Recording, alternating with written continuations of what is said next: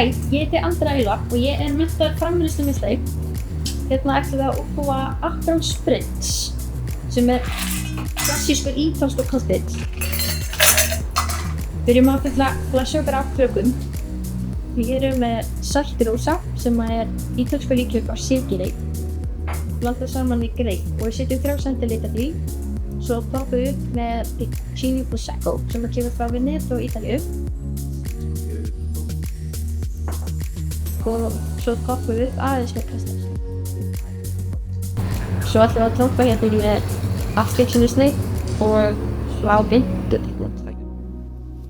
Og þá erum við komið með Salty Spritz, sumar kokteili. Takk fyrir.